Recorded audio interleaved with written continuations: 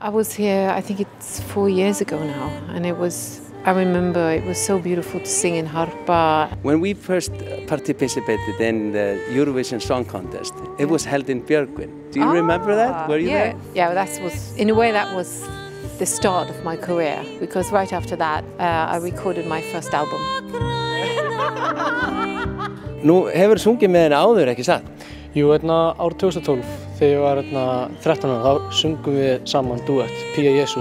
Núna ertu komin aftur. Hvernig kom það eiginlega til?